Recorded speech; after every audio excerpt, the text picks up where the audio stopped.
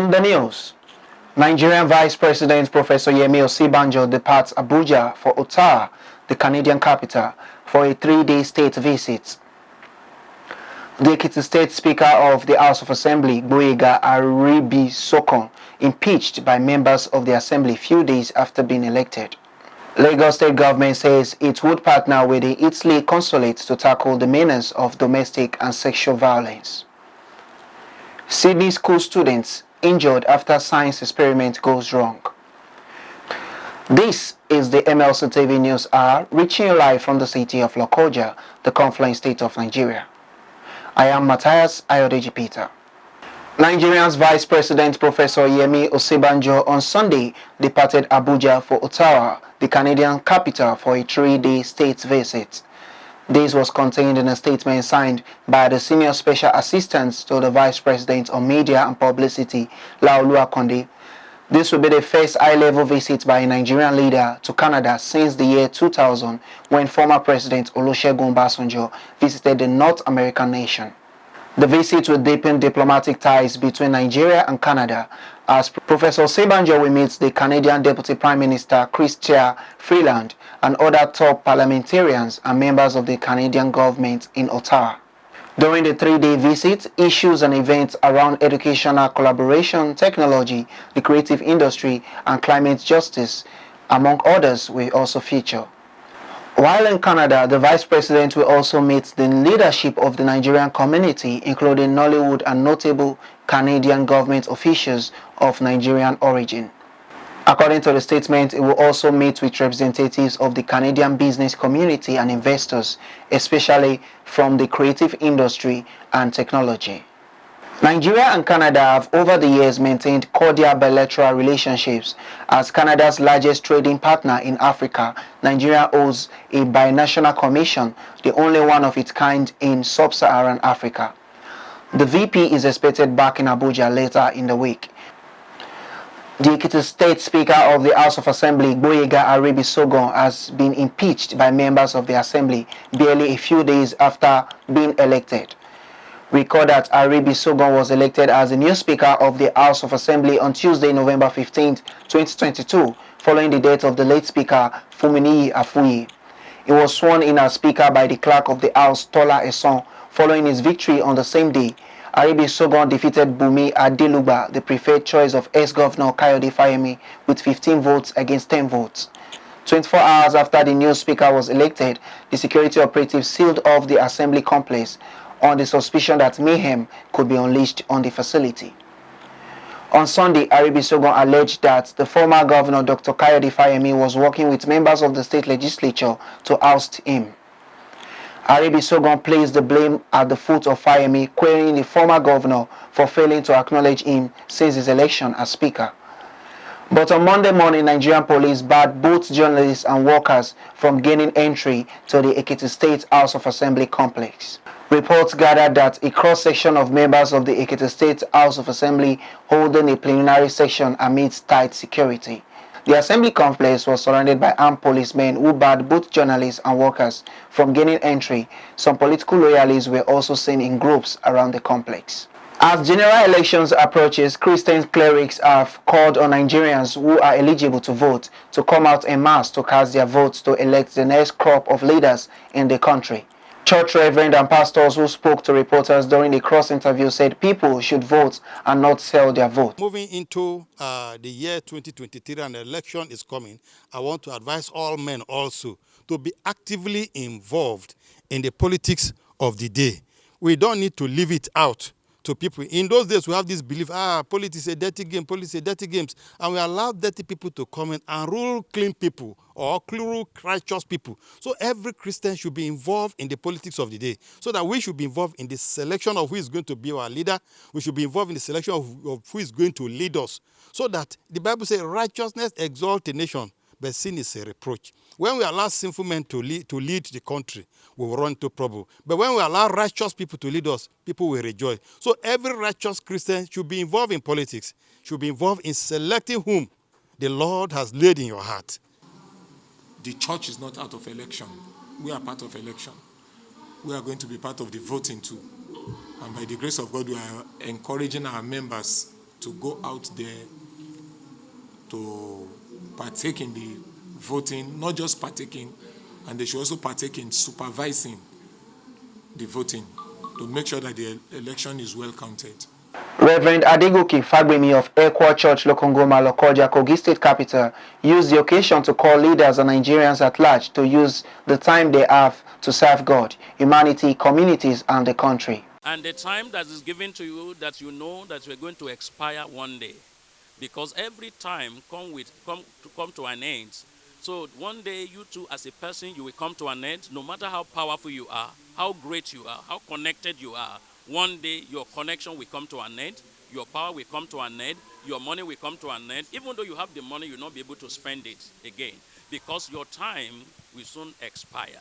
Before you expire, make sure you do something that will inspire people, that will inspire life of people, that will build the people's life around you, build the community, build the church of God.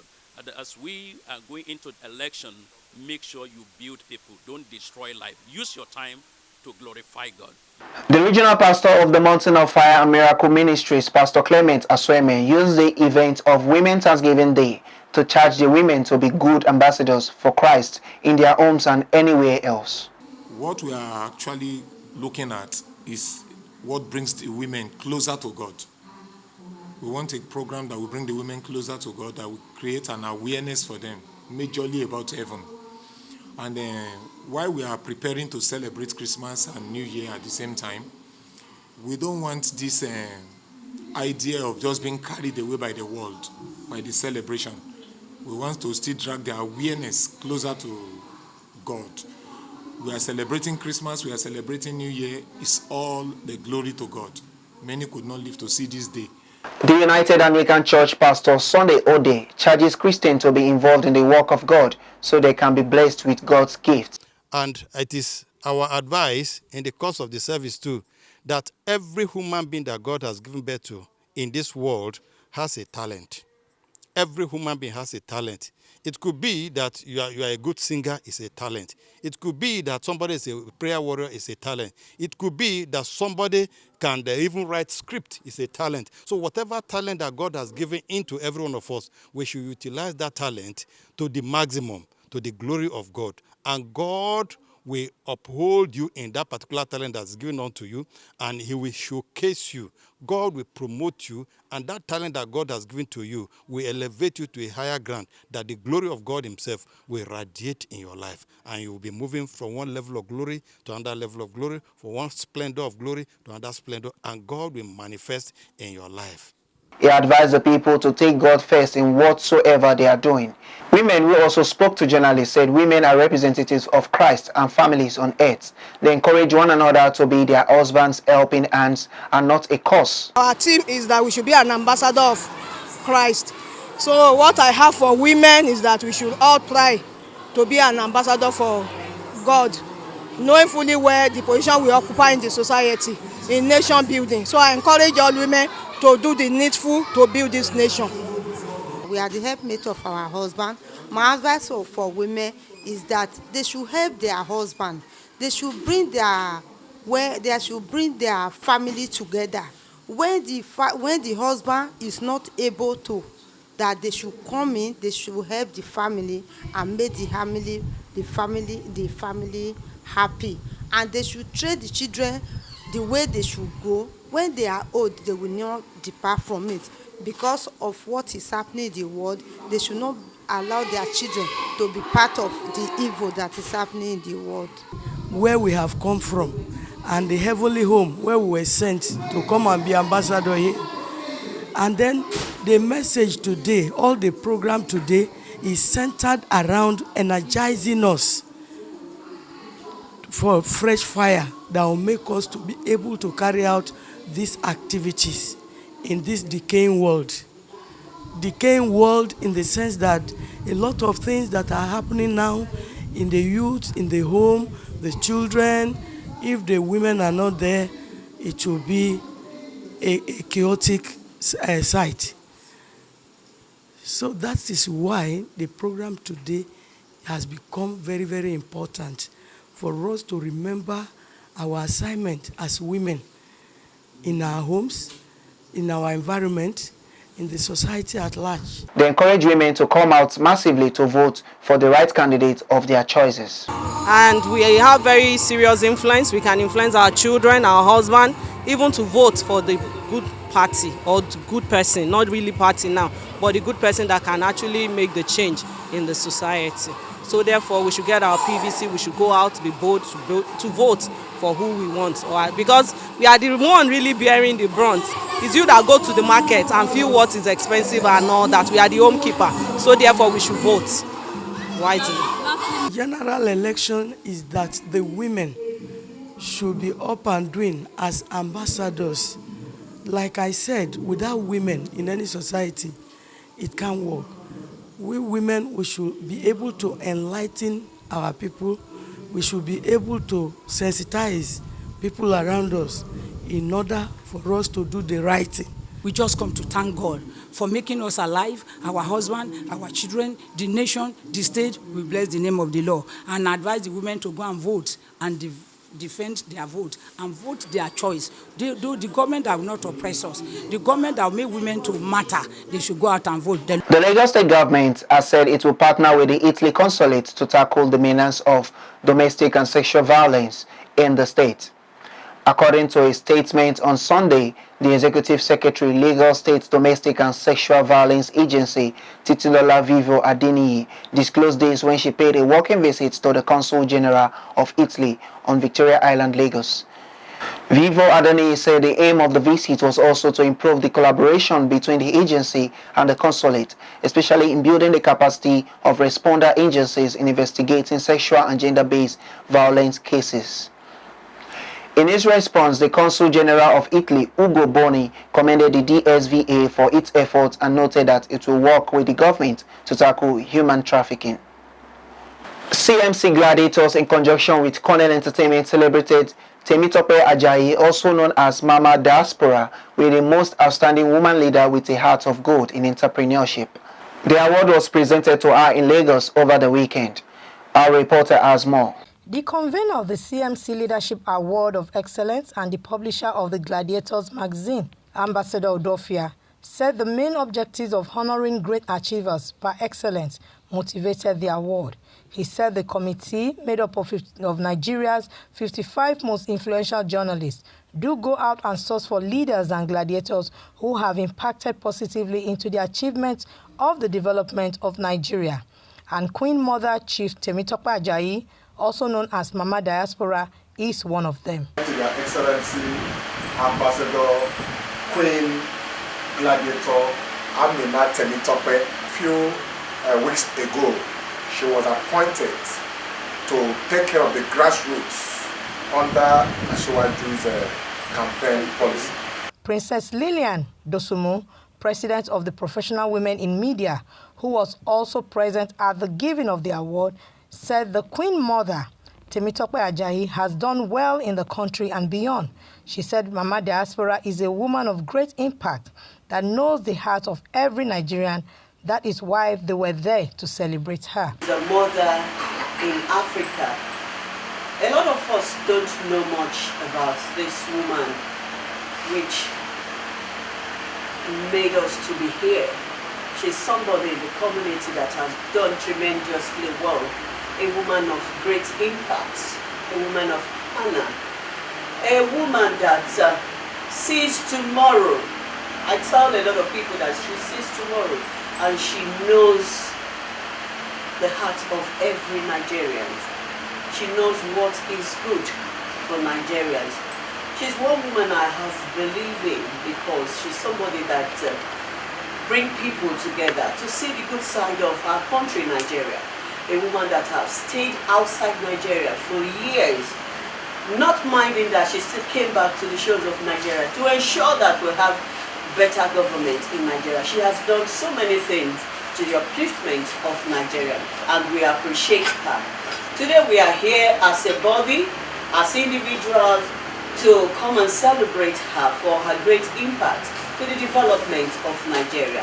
In her response, after receiving the award, Mama Diaspora, who is also a member of the APC Grassroots Engagement and Orientation Directorate for the presidential campaign for the 2023 election, thanked God for making her have impact in Nigerian politics. She said she is happy to be honored by her own. Honestly, I'm overwhelmed. Tears is coming down my eyes. You know, it's good to be recognized. It's divine to be honored. And to most especially be honored by my own people. The masses. She made comments on the June 12 book that was presented to her because she was also part of the June 12 saga, and that made American government adopt her. You see, when I saw this, June 12, I wanted to cry, but the Almighty God told me, why? I was one of them. I was exiled. I will never forget that. You see, people wonder why I'm 200% supporter of my brother, Asiwaju. I call him Asiwaju of Nigeria, the Jigaban of Bogo, the Jigaban of Africa, the Jigaban of the universe. I'm the president of the Federal Republic of Nigeria by the special grace of the Almighty God. But it's only the Almighty God that counts. People don't understand him. But people like me, nostalgia. People wonder why I always say I am an American. I remember how I was sneaking my children out of this country. I remember that night we all ran away, June 12, including my brother. He came back, but I didn't come back. Because the American government adopted me and my children. That's why you see all this award and all these things. They love me. They see the potential in me. But my people, is this not Jesus Christ, the son of Joseph the carpenter? I don't care. I usually cry before. Now my people don't care about me. They've given everybody an appointment. They didn't give me. But God said, wherever you are, you excel. He spoke about the Nigerian youth and what should be done with them. The T-shirts, they're very creative. Even they have the fun. Creativity. Do you know how many people is there partying with that one? Little cottage industry. What are we waiting for, Nigeria? There's no blue collar job. There's no white collar job. It's blue collar. Artisan and entrepreneurship. He hasn't even ascended being the president. Entrepreneurship is flying all over the place. This is very ingenious. Fresh. As a mother, I was the happiest woman on earth. He listened to them. That is the kind of leaders we want. She prayed for a better Nigeria. She also thanked CMC gladiators for their great strides in discovering new stars, at the same time always fighting for a better country through the Gladiators magazine. There was singing and dancing to celebrate her award. On your mandate we shall stand. On your mandate, Bola, on your mandate, Bola, on your mandate we shall stand. Adenike Dada, reporting for MLC TV, Lagos. It's MLC TV News Hour. We'll be right back after the short break. Get human interest stories right here on MLC TV with entertainment, sports, business, culture, tourism, and fashion news stories all featured on MLC TV. Not forgetting political and current affairs news, state and federal government and people's matters will be discussed regularly on MLC TV. MLC TV, your one-stop online destination for unbiased, accurate news, entrepreneur ideas, and youth matters to the rest of the world. MLC TV, reaching everywhere, informing everyone. Welcome back. And now on foreign. In the week since Russia pulled out of the southern city of Kherson, visceral relief has been replaced with an optimistic business. As an acoustic band plays western covers, queues of people sneak around the city main square. There are tents where residents can get a hot drink or first aid. Many gathered at mobile phone masts like bees around honey. The port city was captured by Russia in March, just days after forces invaded Ukraine. It was the only regional capital Russia managed to seize since February, but its military was forced to withdraw last week. Also happy to chat was Olena, who admits to getting used to the Russian occupation. She says Ukrainian forces make them calm. They have no lights, no water, but they have freedom, exclaimed Uberian Markolovich, who works in his local community kitchen. The city's governors hope the situation is temporary. Yaroslav Yunuskiv said his priority is making everyone feel safer. He also wants every Russian collaborator to be punished. Humanitarian efforts are being gratefully received. It's clear they are desperately needed after Kherson was cut off by Russian grasp for 8 months. However, for the estimated 75,000 people who choose to stay in Kherson, a lot more is needed for the city to get back on its feet. It is tough slowly reconnecting with Ukraine. Lorries instead of tanks now move into the city along damaged roads. Train services between Kiev and Kherson have also resumed. Multiple students in a primary school in the Australian city of Sydney have been injured after a classroom science experiment went wrong. Report says at least 2 students were rushed by ambulance to a hospital with serious burns.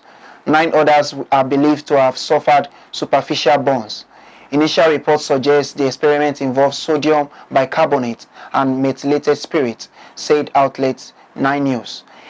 Helicopters, paramedics and fire trucks were seen responding on scene. The incident took place at Manly West Public School around 1300 local time on Monday. New South Wales Ambulance Acting Superintendent Phil Templeman said the wind impacted the experiment and blew around some of the chemicals that were used. The children, believed to be aged between 10 and 11 according to reports, suffered burns to their bodies, including on their face, chest, lower abdomen and legs, said the Sydney Morning Herald. One teacher was also treated for minor injuries. Tyson Atkins says the teacher who addresses them said it was a science experiment that went wrong and some chemical burns were involved. One popular school science experiment that can be found online called the carbon sugar snake uses methylated spirit and baking soda, also known as sodium bicarbonate. It involves mixing sugar and baking soda, placing a small amount of the mixture in sand soaked with methylated spirit and igniting the concoction. However, it is not yet clear what kind of experiments the school had conducted. On sports, Jonah Malik is standing by for the rest of our sports update. Over to you, Jonah.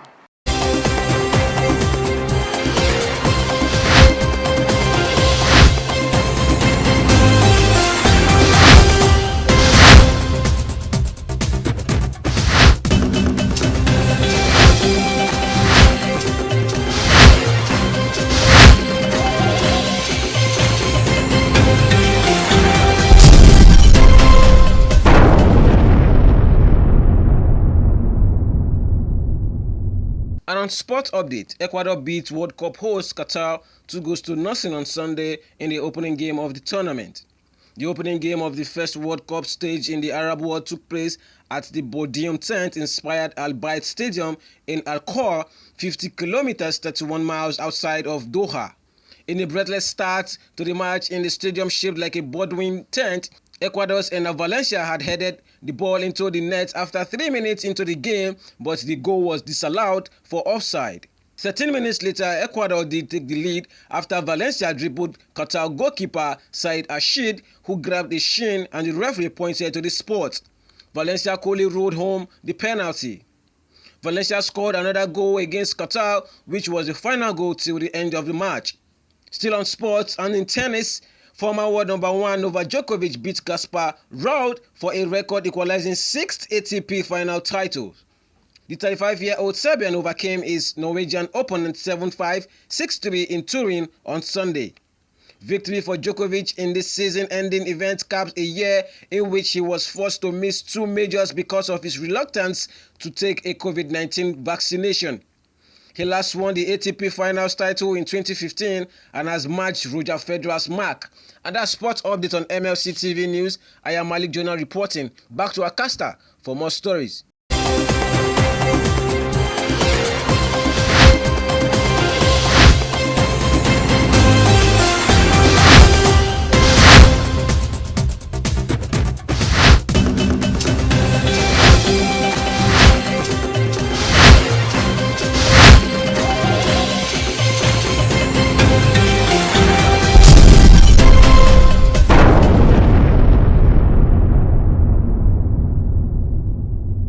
Thanks for the update, Jonah.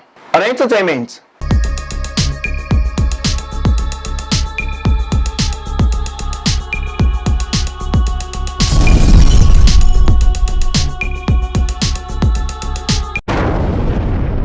DJ Copy, the OTTAWA Empire's heiress, is reportedly engaged to a British boxer and YouTuber, Ryan Taylor. This comes following the release of a video that is now viral, in which the DJ is seen getting a ring from a partner. After getting the ring, the duo shared a kiss to the rhythmic dictate of Bruno Mars' Marry You. This development shocked fans, and many are currently perplexed as to how she became engaged after recently lamenting her single status. Recent turn of events have shown that DJ Copy is now officially engaged to a 30-year-old British professional boxer and partner, Taylor, and has taken herself off the market. While the facts of the event are unknown because neither DJ Copy nor her boyfriend have issued a statement, numerous sources maintain that Copy is engaged.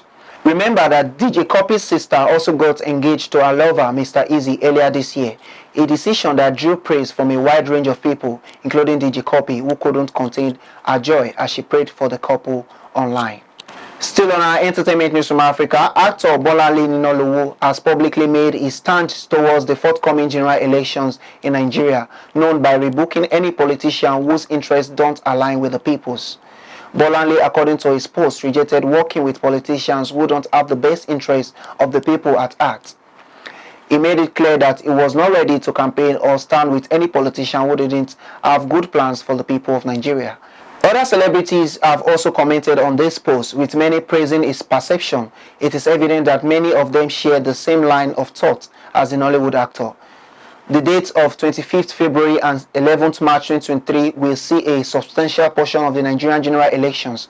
On February 25th, 2023, the president and vice president will be elected. The current president, Muhammadu Buhari, is not eligible to run because his term has come to an end. And that's the size of our package today. Join us tomorrow at the same hour to watch our news as we give you updates on happenings within and across the globe. Don't forget to subscribe to our YouTube channel, MLC TV. Like and follow our Facebook page, MLC TV, Instagram, MLC TV 2021, Twitter at MLC TV 1.